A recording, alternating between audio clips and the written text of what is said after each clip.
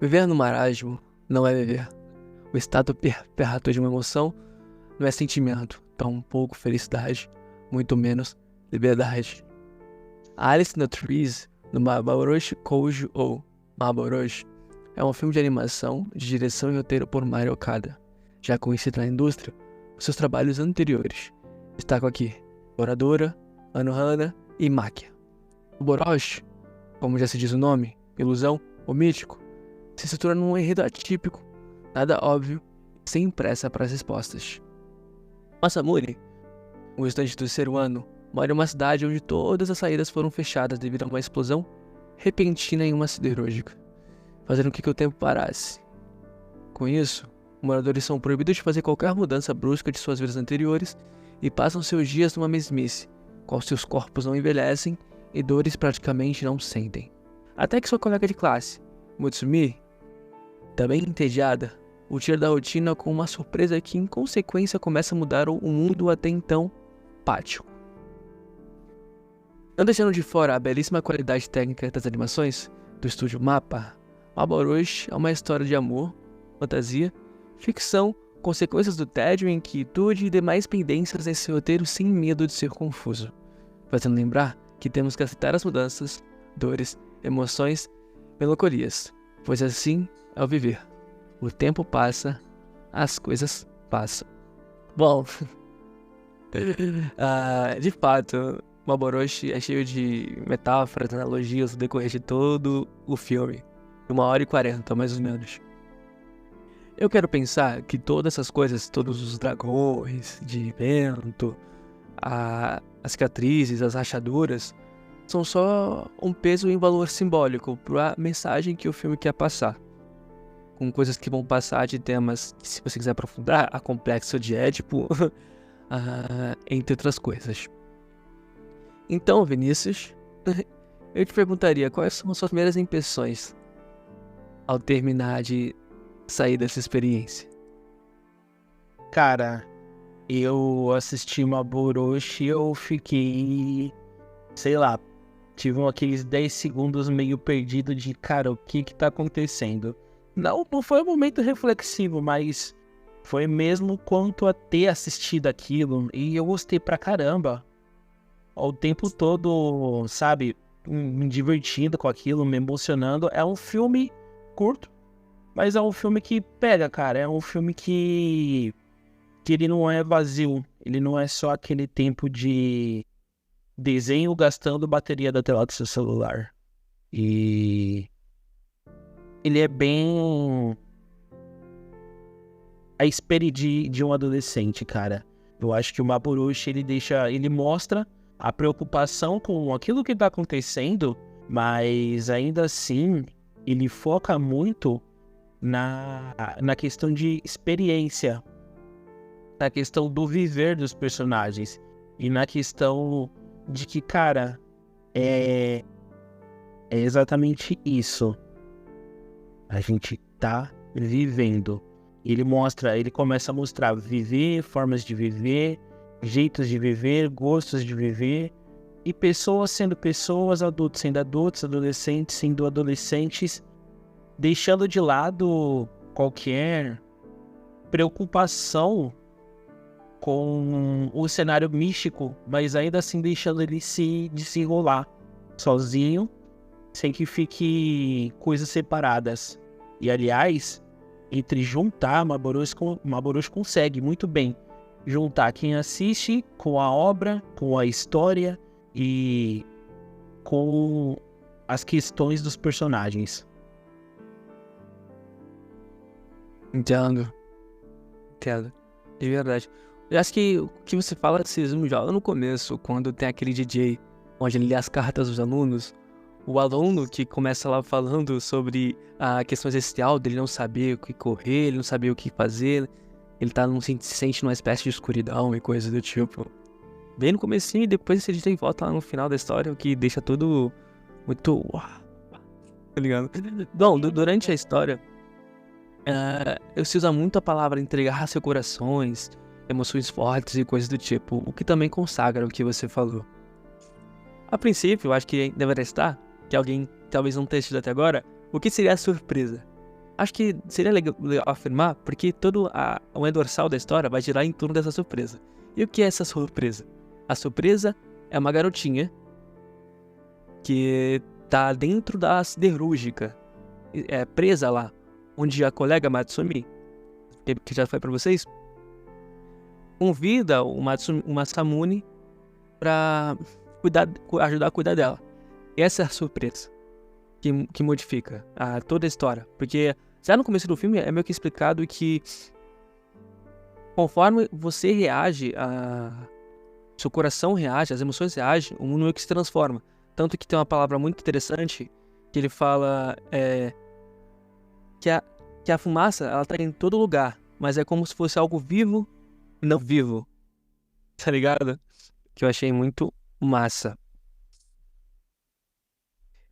E ele traz a fumaça, né? Ele diz, e primeiro ele dá uma denominação comum de um ser vivo espiritual, né? Ele traz a lenda daquele lugar que também tem esse contexto, né? Aquele lugar que tem a lenda de que a montanha era um ser vivo que adormeceu e o ser vivo ficou furioso, por isso a explosão do início do anime acontece e eles ficam presos ali. Porque o ser estava furioso porque eles estavam extraindo o minério dele, né? Exploração e tudo mais. E aí depois, conforme o relato de um dos personagens, o nome dessa criatura muda, né? E aí de Shinki passa pra Shinki... Não, é que Shinkiro na teoria seriam as fumaças, o nome das fumaças, que são as fumaças que curam as cicatrizes. E essas cicatrizes, que não são aquelas rachaduras, são as dores emocionais fortes, entendeu? Por isso que eu digo que é um valor simbólico muito forte, que a mensagem do filme é clara sobre a mensagem do querer viver, sabe? Do tem que viver e tem que estar as dores, entende? O próprio Shinkiro, na verdade, ele tá prendendo as pessoas naquele inferno, né?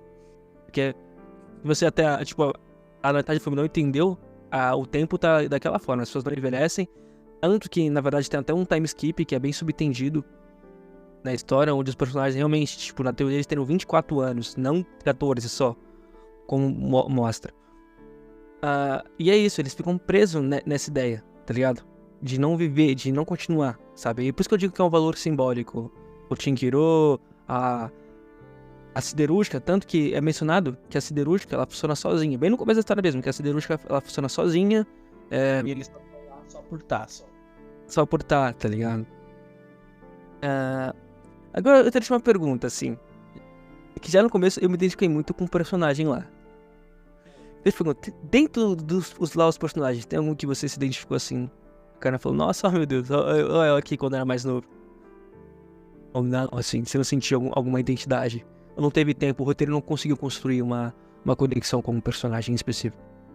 Não, logo de cara, o personagem que eu me identifiquei no Aburoshi foi aquele gordinho. Você lembra o nome dele? Sasakura. Eu também, eu falei a mesma coisa. Eu sou metade Masamune e metade Sakura, totalmente. Cara, eu sou muito Sasakura, velho, porque ele dá pra ver que ele é um grande amigo, ele é muito próximo das amizades dele. E ele tem uma amizade mais íntima, uma amizade mais simples, mais solta, sem tanta barreira, sem tanto misticismo, sem tanta individualidade. Então, aquele momento em que eles estão fazendo alongamento, e o Sasakura vai lá e dá apertada no peito do amigo dele e fala que ele parece uma garota.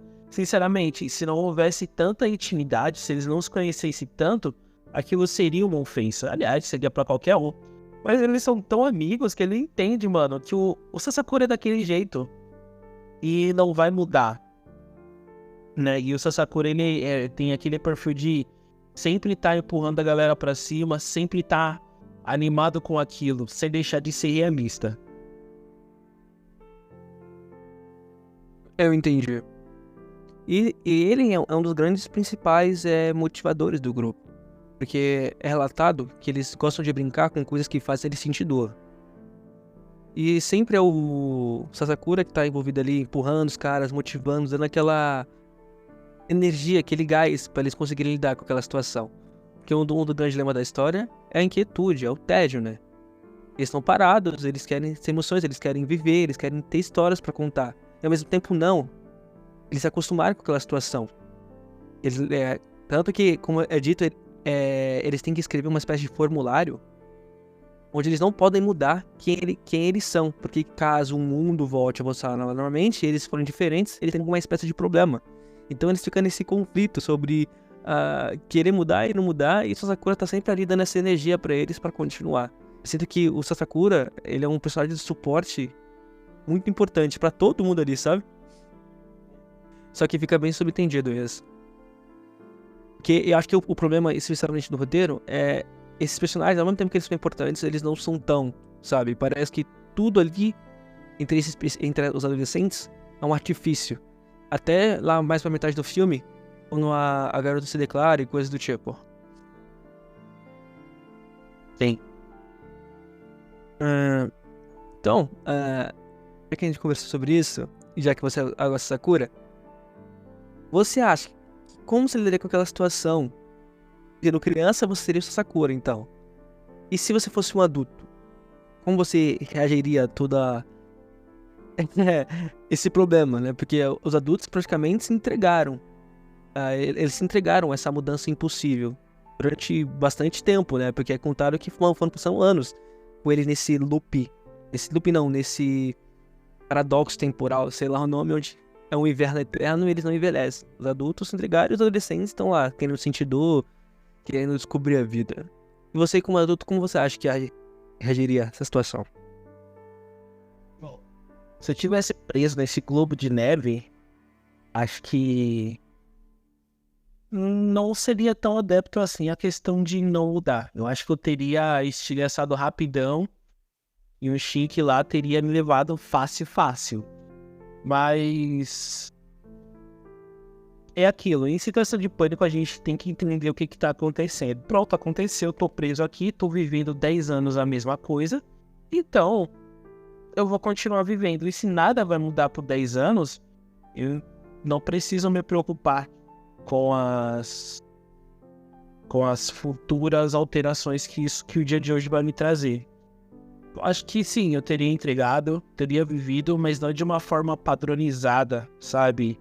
Você tem que ser o mesmo para que, se o Deus nos perdoar, a gente possa, enfim, continuar a ser o mesmo e daqui para frente a gente mude o que tá por vir, a gente possa mudar a nossa ideia, sabe? Tipo, uma carta de... Não vou usar euforia, mas como se estivesse esperando uma permissão para viver. Eu viveria sem ter essa permissão.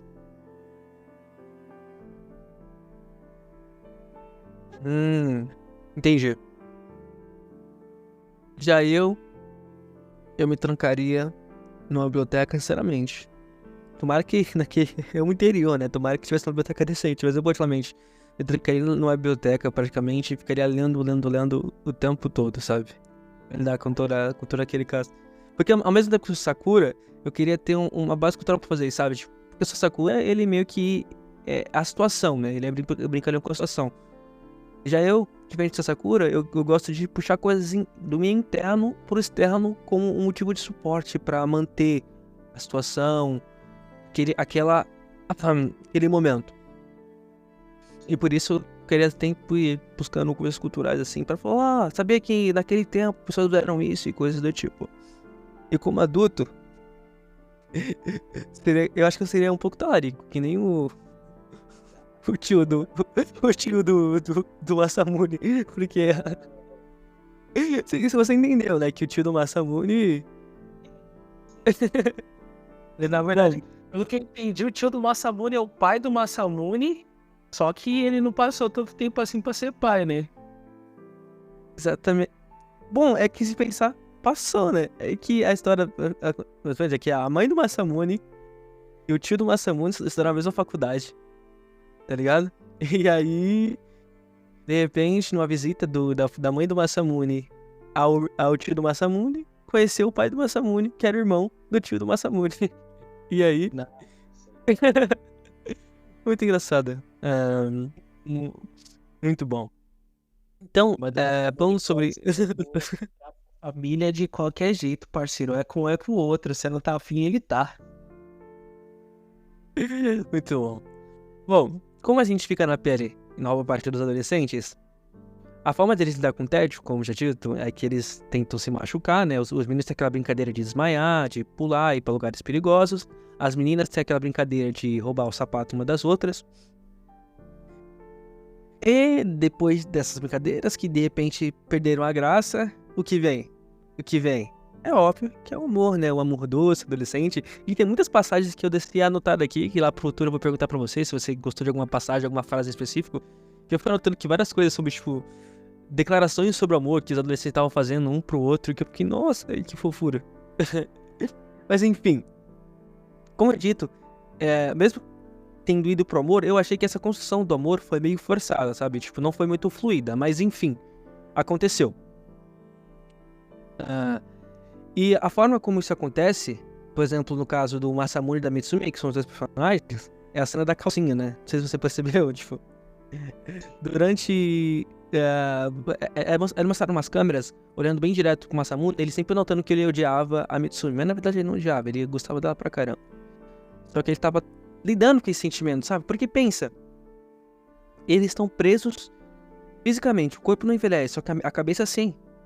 Isso vai se mostrar lá no final, quando você descobre que ele aprendeu melhor a desenhar do que antes, entende? Porque ele foi desenvolvendo alguma coisa, sabe? É só o corpo que parou. Então, na teoria, eles são adultos. Tanto que eles até dirigem, que é o que o Masamune fala que é direito de adulto que ele recebeu, que é dirigir. Então eles têm algum direito, porque querendo ou não, eles são adultos não adultos, entende? São adultos no corpo de crianças, por assim dizer, então. Ou seja, beleza. Então, a construção é feita em volta desse amor, dessa relação de amor, onde os adolescentes ainda vão lá, saindo do tédio, querendo ter uma espécie de relacionamento e blá blá. O que acontece principalmente quando eles vão lá fazer a prova de coragem. Lá, que é quando você percebe pela primeira vez que um dos adolescentes, ele realmente não suportou a dor, a vergonha. Só que isso foi depois de muito tempo, então pensa que eles estão há 10 anos tentando demonstrar as coisas e de repente eles não podem. E a mínima coisa que acontece já é um motivo crucidante. Tanto que a garota acha que ela tá apaixonada e que o Masamune tá apaixonado só porque deu uma carona pra ela, não é isso? Tá entendendo como toda aquela situação mexeu? É até uma espécie de redenção pra eles, é estranho de se dizer. Mano, eu acho isso muito louco, porque assim, o estado físico remeteu o mental de tal forma que eles demoraram a se permitir a sentir isso e eles tiveram muita dificuldade para entender o que é isso, né? Então, aliás, quando a gente tá crescendo, a gente vê isso mesmo, quando a gente muda um pouco de atitude com a pessoa do outro sexo, durante o início da nossa adolescência até o fim dela, a gente passa a ver as coisas de outro jeito. E nem, cara, a gente cresceu irritando meninas, zoando menina, sendo obrigado a ser educado, mas quando podia, mano, eu sempre fui de boa, mas eu sempre também tive os momentos de lua. Então, sei lá, pegar um estojo da garota e sair correndo pela escola e ela correndo atrás. Pra irritar, pra... É uma novidade, né? Tipo, pra chamar atenção mesmo. E no fundo a gente só quer um pouco de atenção. Pra entender que a gente queria a atenção daquela pessoa, demorou. E quando a gente passou a mudar o comportamento, conflitou. A gente olhou e falou, cara, eu não tô mais... Chegou um momento que eu parei e falei, mano, eu não tô mais puxando o cabelo de menina, não tô mais pegando estojo e saindo correndo. Eu tô quieto na minha. Eu só tô ouvindo o que ela tá dizendo e tô conversando com ela. O que tá acontecendo?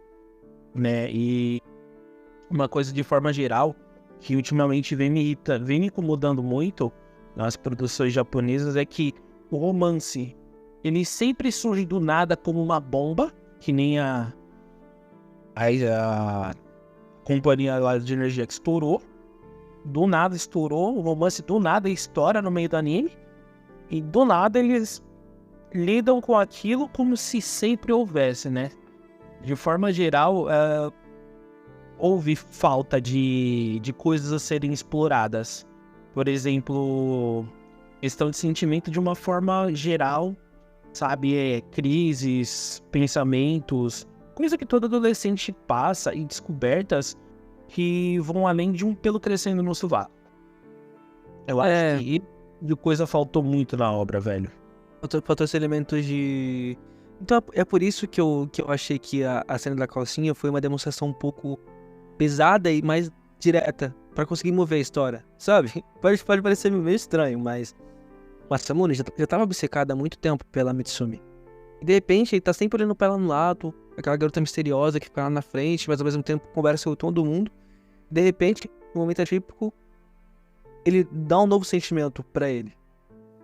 Na verdade, não é nem novo sentimento porque ele já tá velho. Mas não tá velho porque ele tá num corpo de adolescente. E gera esse conflito. É por isso que eu aceitei e entendi, sabe? Essa questão do romance meio deturpada. Porque eles estão numa situação muito atípica. E é por isso que eu também entendi, por exemplo, o caso da Itsumi, que é dando spoiler aqui, a filha deles, né? Que no fim, eles também já estão relacionados de alguma forma, porque eles estão juntos em outro universo, no futuro, no passado, que aí não é uma questão que a gente vai discutir aqui, se aquele tempo era uma situação paralela, se era passado, futuro, enfim. De alguma forma, eles estavam relacionados. Tanto que o conflito da Mitsumi é não aceitar essa dor, sabe? Porque ela foi meio que obrigada, no contexto da história, ela foi obrigada a cuidar da Itsumi, só porque na teoria, no futuro ou em outra realidade, a Itsumi era a filha dela. Ela não queria aceitar isso, entendeu? Tá ligado? E aí, tipo... Esse é um dos conflitos entre eles. Que resulta o quê? No cara lá... Naquele outro lá, o pai dela... Era só um cara carente, tá ligado? Que queria manter, ele queria estar vivo. Porque ele não queria aceitar que morreu. Ou que não tava mais vivo, sabe? Queria permanecer naquela emoção, entendeu? Acho que essa talvez seja a mensagem geral. Se não, tem mais alguma coisa pra falar? É engraçado que essa condição, né, de ter que viver de uma forma estática, força e ocasiona mudanças, só que de uma forma mais lenta, né, como você comentou. O parceiro aprendeu a desenhar muito melhor, a garota, ela passou a ter uma condição de vida diferente, ou seja, ela é obrigada a cuidar de uma criança que ela nem sabe quem é no começo, para depois descobrir quem é a garota, e mesmo descobrindo, ela não aceita tudo aquilo que veio acontecendo desde que os dois passaram a se envolver. E todas as outras mudanças foram acontecendo junto com o decorrer da história. Que nem a mulher que tá com uma criança presa na barriga há 10 anos. Mano, o personagem só descobre aquilo quando ele tá conversando com ela. Que a criança tá lá, presa há 10 anos. E ela tá vivendo naquela condição de grávida há 10 anos. Mas as coisas dele, à volta dele, estão acontecendo. Né? De repente começou a chover naquele frio. Mas eles não estão sentindo frio e só se molharam. Correram pra dentro de uma lanchonete pra se sentir quente, não pra evitar qualquer tipo de doença, porque ninguém adoece, ninguém mais envelhece, o corpo não muda, né? E isso é muito da hora, cara, como também é muito...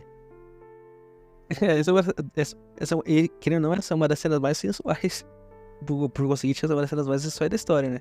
Que é gatilhada por conta deles descobrirem a verdade, que lá atrás eles descobrem a verdade, que na verdade aquilo é uma surrealidade paralela, onde a realidade, eles não moram na realidade, sabe? Que na verdade é o futuro, mas então, enfim, que seja. E aí todo mundo aceita, depende que vai de qualquer forma, não é isso? E é isso ocasionou na declaração de amor entre os jovens, qual fez com que o Masamune olhasse pra Mitsumi, tendo visto que ele já sabia que ela era a futura, que era a esposa dele no futuro, olhou pra ela, começou já a florar alguma coisa ali, e aí eles vão lá pra cena da se esquentar, e depois eles pegam lá, à toa, lá de fora, e a Mitsumi vê em seu gatilho. Porque é na cena que eles começam a entender o motor do viver deles, que é onde eu queria chegar.